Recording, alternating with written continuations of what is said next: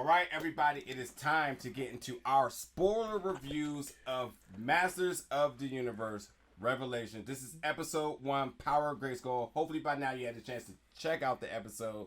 Hopefully by now you got a chance to check out our non-spoiler overview of the season. But without further ado, it's time to get into it. Before we go any further, Demetrius, my guy, how's it going? I'm just excited. Like you, I try my best to contain myself and to be like living in the now. But when it comes to some of the coolest shit that I'm a part of, and because again, you didn't really have to ask me to be a part of this, and here I am like geeking over like my childhood here. Like I got Castle Grayskull sitting right here. I've got Black He-Man, me, in comic book form right here. I've got 3 different types of swords of power right here, and like I'll just see like this is from the 2000s. You know what I mean? Like I do this. This is this is from the future joint. You know what I mean? Yeah. So I'm here and yeah. I'm trying to take it in. It's a pleasure to have you, man. As I said in the overview, I couldn't do this without you because it just would be wrong. You know what I mean? But dude, what a hell of a first episode. This is ridiculous. People dying. This is ridiculous. People got sliced in half. This is full spoilers. This is full spoilers, people. So like, I hope you had a chance to watch it because this is crazy. First off, to even see the 2D animation in the beginning with the restored colors, that's one upgrade we'll say. Mm-hmm. Even that looks so damn good still. And then while I was drinking all of that Kool-Aid, then somebody was like, well, here's the beer. Once we got the new updated animation of this 2021 version, I was just like, wow, we're on the ride now. This is it. This is happening. And it looks beautiful, dude. Yeah. I guess I was in shock for a little bit, kind of just realizing that like franchises can come back. They can be handled properly. Voice actors that you've heard in other projects and stuff, and then it's just happening. It's just like, kind of like, wow. But forget all that skating around. Let's go to the very end of this episode. We gotta talk about the beef here. Well, which one? I mean, because Moss Man dies, right? Yeah. And the thing is, a lot of people who are watching this for the first time, they're like, so what? That was like fake ass Swamp Thing. Like it's Moss Man has had some connection, especially in the comics, to Eternia because he is of the Earth. Yes. He is of Eternia. So yes. The fact that as him as an entity was killed by Skeletor means that Skeletor is not fucking around. Yeah. And we're finally getting to a point where swords are being used the way that they are meant to be used.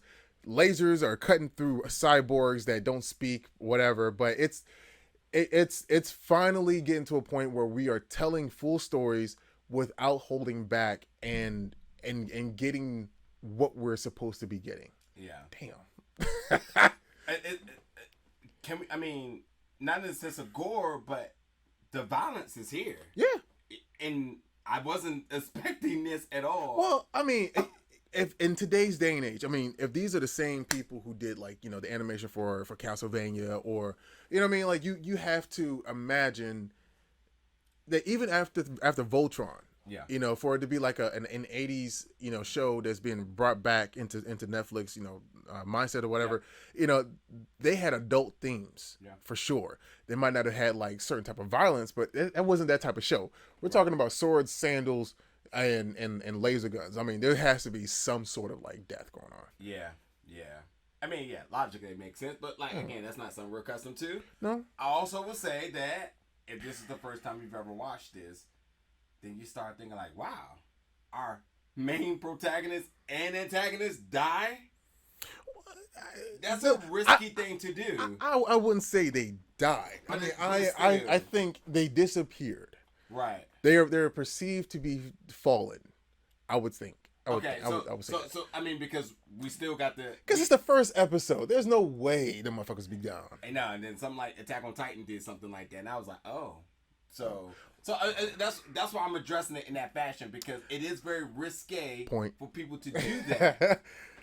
And I wonder what the perception is for people who's never seen this to say like, wow, the main 2 badasses, they died. And we haven't watched the second episode yet. We're going to watch it next and then do the next review. there's a bit of confidence, like you said, they're just somewhere else, you know, but it's being portrayed that they died, and I'm wondering, I'm trying to take myself out of my prior knowledge and wondering how's that translating to people here, because if it is like clean across the board, like, oh, he's not so bad after all, they both died, like, where's to go next? And I think you also could say that there has to be some story here with the Man-at-Arms being exiled here, and do they go that route with another episode? It's just kind of, I'm trying to put myself in the mindset as to the severity of the conclusion of this episode. It is a huge deal, especially with Mothman, and this, you know, we talk about this part of Eternia where we haven't really even seen before in this fashion, and everything that was built to be such on a high plateau is all just been washed away. Every bit of the. Well, you got to imagine that they had to come in swinging, let you know that this is not your daddy's like Masters of the Universe. Cool, and I mean that's cool.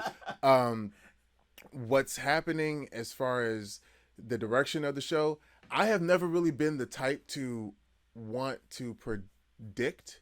Same. You know, because as soon as I get something wrong, you know, I'll be like, this shit, you know, because I was wrong. Nobody likes being wrong. Yeah. But then at the same time, you shouldn't be that invested. Yeah. And at this point, as a fan, I just want to see how things, you know, progress. Because I mean, if they have a story to tell, I'm all for it.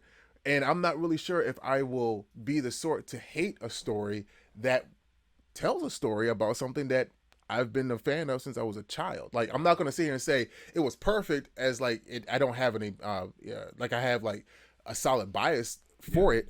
I could be objective, but I'm not going to sit here and say I hate it. Like, I've never been that type of person. Yeah. So as far as what you're talking about, where is it going to go? How's it going to affect the rest of this series or the next series, this episode or whatever?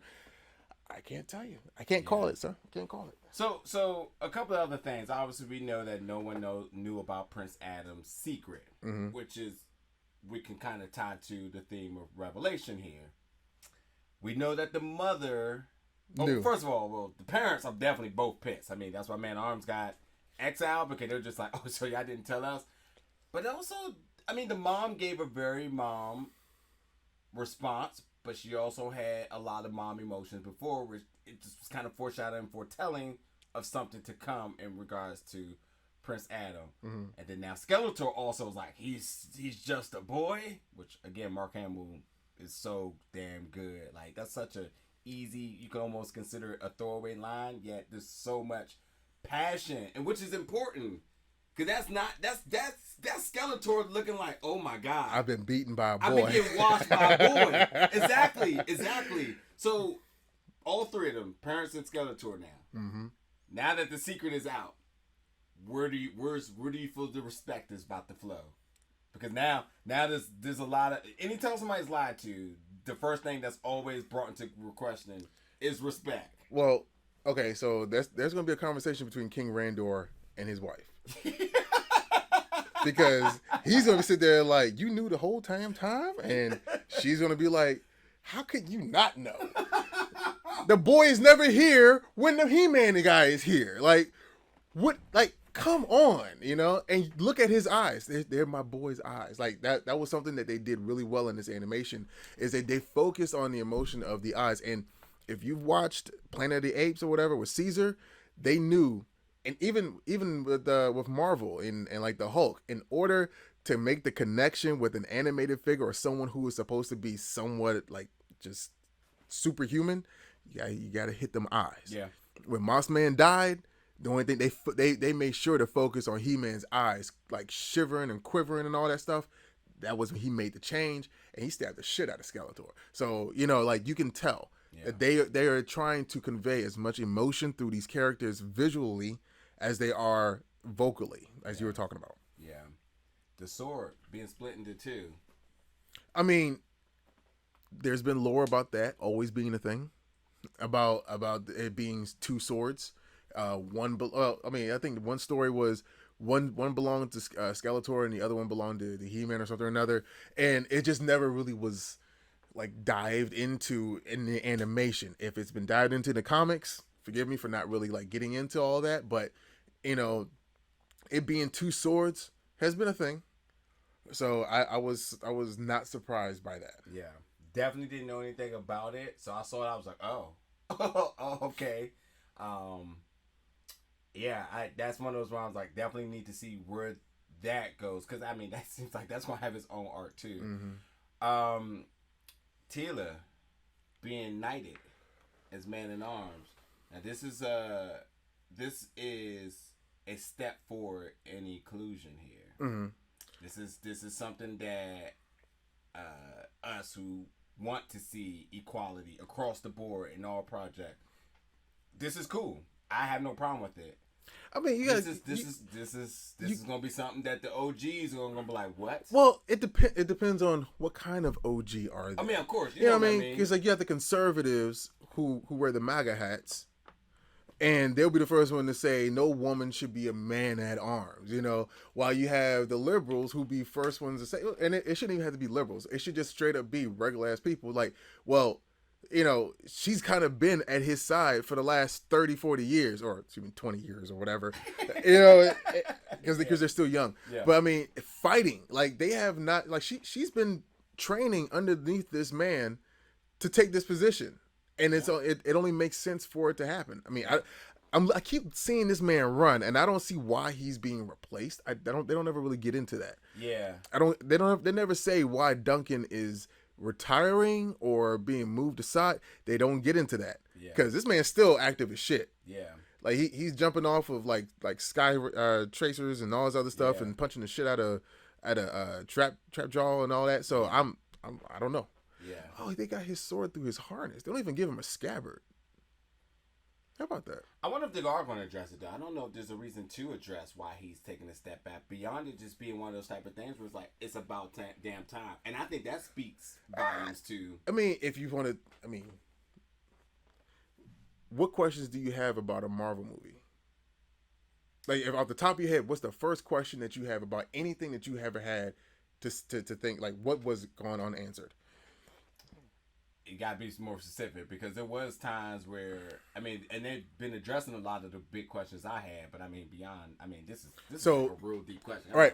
So that's right. So the reason why I said that is because the question that you might have come up with more than likely gets answered in a later installation. Yeah, exactly. So this might be the first episode, and we have the question of why was there even a retirement ceremony in the first place or a replacement one in the first place? Why is Teela stepping up?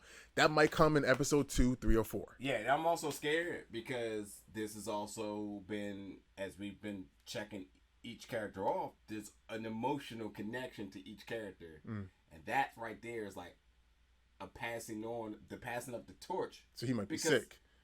Because of experience, because of all her hard work, that's surface level. But he's super confident of like, this is what you should have always been. That's one of those like. But see, if he's sick, I'll be a little upset because Randor exiled him. Yeah, exactly. So if he's sick and he's exiled him because some bullshit, whatever, that means that there must be some arbitrary reason as to why he's stepping down as man at arms. So because he must not be worth keeping in the kingdom. Yeah. So I don't know. Well, logical reasons, logical questions are being asked here. Overall, I think it's a very powerful and strong first episode. I don't think we should wait any further. I think we should get an episode 2. I've been waiting days. Okay, let's do it. Well, folks, jump in the comments. Let us know about your thoughts about episode 1. We'll catch you on the flip side for our spoiler review of episode 2. Thank you for tuning in, folks.